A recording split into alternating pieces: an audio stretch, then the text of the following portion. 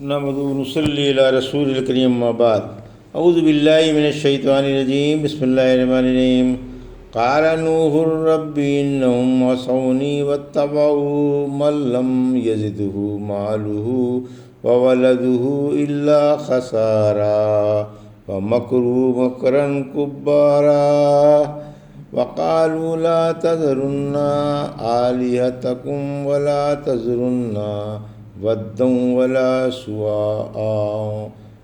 سواء ولا يغوث ويعوق ونسرا وقد أضلوا كثيرا ولا تزد الظالمين إلا ضلالا مما خطيئاتهم أغرقوا فأدخلوا نارا فلم يجدوا لهم من دون الله أنصارا وقال نوح رب لا تذر على الأرض من الكافرين ديارا إنك إن تذرهم يضلوا عبادك ولا يلدوا إلا فاجرا كفارا رب اغفر لي ولوالدي ولمن دخل بيتي مؤمنا وللمؤمنین والمؤمنات ولا تزد الظالمین الا تبارا۔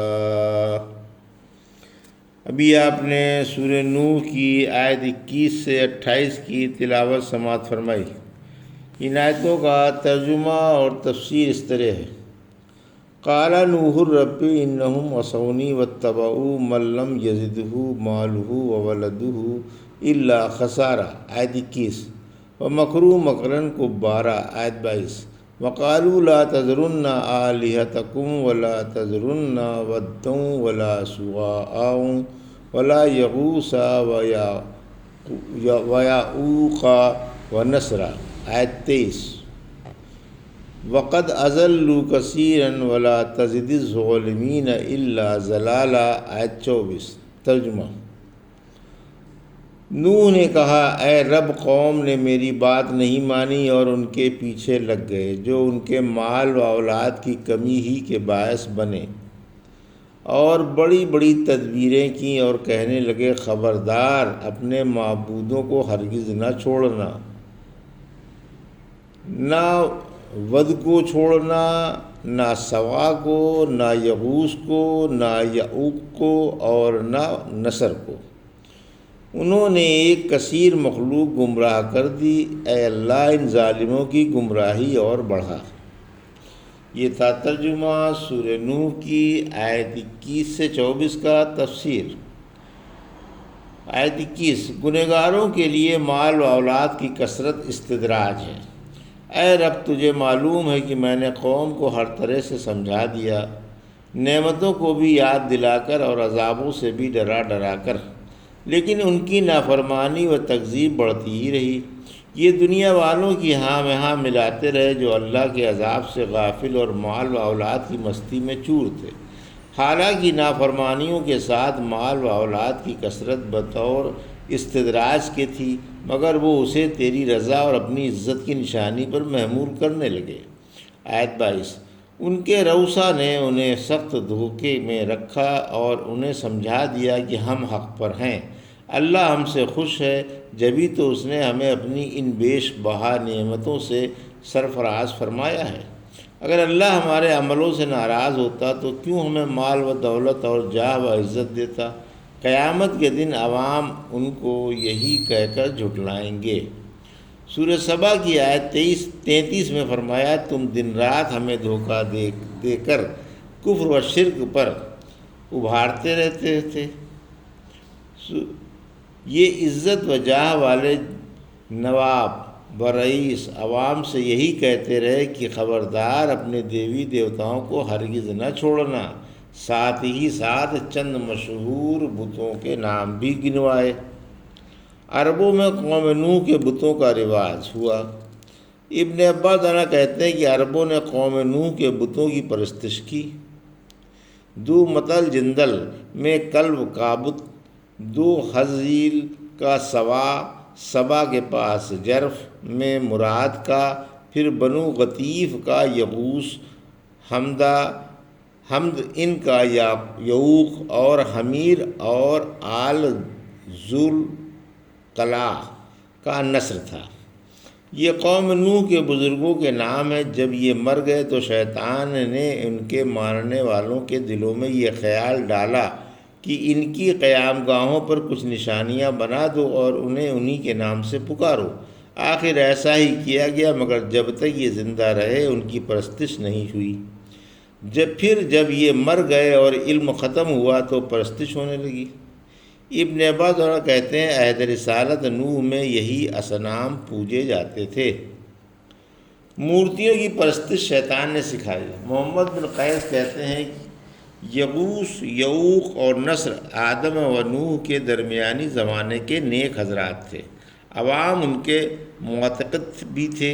مرنے کے بعد ان کے معتقدوں نے یہ سوچ کر کہ اگر ان کے مجسمے بنا کر رکھ لیے جائیں تو عبادت کا شوق پیدا ہوگا، ان کے مجسمے بنا کر رکھ لیے۔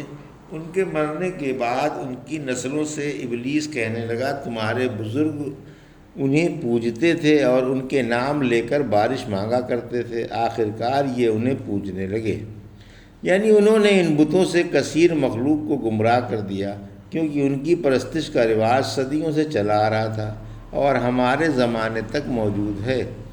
عرب و عجم کی اکثر قومیں بت پرستی میں مبتلا ہیں۔ خلیل اللہ نے بھی فرمایا تھا سورہ ابراہیم کی آیت 35 میں، اے رب مجھے اور میری اولاد کو بت پرستی سے بچانا۔ اے رب ان بتوں نے بہت سے لوگوں گمراہ کر دیے۔ پھر فرمایا کہ اے رب ان کی گمراہی اور بڑھا۔ سرکشوں پر دو نبیوں کی نے بد دعا کی۔ نوح نے اپنی قوم کی سرکشی پر بد دعا کی، جس طرح موسیٰ نے فرعون پر اور اس کے سرداروں پر بد دعا کی تھی۔ سورہ یونس کی آیت 88 میں فرمایا، اے رب ان کے مال غارت کر، ان کے دل سخت کر، یہ ایمان نہ لائیں گے جب تک دردناک عذاب نہ دیکھ لیں۔ اللہ نے دونوں نبیوں کی دعا قبول کی اور دونوں کی قومیں پانی میں ڈبو دیں۔ مما خطیاتہم اغرقوا فادخلوا نارا فلم یجدوا لهم من دون اللہ انصارا، آیت 25۔ وقال نوح رب لا تذر علی الارض من الکافرین دیارا، آیت 26۔ انک ان تذرہم یضلوا عبادک ولا یلدوا الا فاجرا کفارا، آیت 27۔ رب اغفر لی ولوالدی ولمن دخل بیتی مؤمنا وللمؤمنین والمؤمنات ولا تزد الظالمین الا تبارا، آیت 28۔ ترجمہ: یہ اپنے گناہوں سے ڈبوئے گئے، پھر آتش جہنم میں جھونکے گئے اور انہوں نے اپنا کوئی مددگار اللہ کے سوا نہیں پایا۔ نوح نے بد دعا کی کہ اے رب روئے زمین پر کوئی کافر زندہ نہ چھوڑ، کیونکہ اگر انہیں زمین پر رہتا بستا چھوڑ دیا گیا تو یہ تیرے بندوں کو گمراہ کر دیں گے اور ان کی اولاد بھی بدکار و ناشکری ہی ہوگی۔ اے رب مجھے اور میرے ماں باپ کو بخش دے، اور اسے بھی جو مومن بن کر میرے گھر میں آیا، اور مومن مردوں اور عورتوں کو بھی، اور ظالموں کی ہلاکت ہی بڑھا۔ یہ تھا ترجمہ آیت 25 سے 28 کا تفسیر۔ آیت 25، مجرموں کو ان کے گناہ کے لیے گناہ لے ڈوبے۔ یہ کثرت گناہ، کفر و سرکشی اور رسول کی تکذیب کی وجہ سے ڈوبے، پھر آگ کے شعلوں میں جھونک دیے گئے۔ اب انہیں اللہ کے عذاب سے چھڑانے والا اور پناہ دینے والا کوئی نہیں۔ سورہ ہود کی آیت 43 میں فرمایا، بیٹا آج اللہ کے عذاب سے کوئی پناہ دینے والا نہیں، بس وہی بچ سکتا ہے جس پر اللہ کی مہربانی ہو۔ آیت 26، اللہ نے اپنے نبی کی دعا قبول کی اور دنیا کے تمام کافروں کو ڈبو دیا، حتیٰ کہ نبی کا اپنا خاص بیٹا بھی جو باپ سے الگ ہو گیا تھا ڈوب گیا۔ اس نے کہا تھا سورہ ہود کی آیت 43 میں، میں پہاڑ کی چوٹی پر چڑھ کر بچ جاؤں گا۔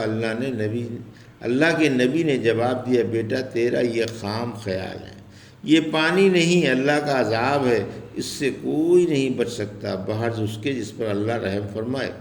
آخرکار باتیں ہی کرتے باپ بیٹے کے درمیان موج حائل ہو گئی اور باپ کی آنکھوں کے سامنے بیٹا پانی کی موجوں کا شکار ہو گیا۔ قوم نوح کی ایک عورت کا واقعہ ایک حدیث میں ہے، اگر اللہ قوم نوح کے کسی شخص پر رحم فرماتا تو اس عورت پر رحم فرماتا جو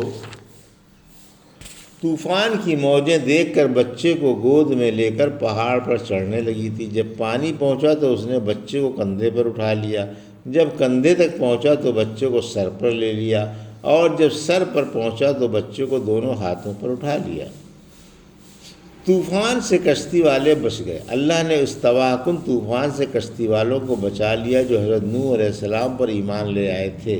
یہ وہ تھے جن کے بارے میں اللہ نے حضرت نوح کو حکم فرمایا تھا کہ انہیں بھی اپنے ساتھ کشتی میں سوار کر لو۔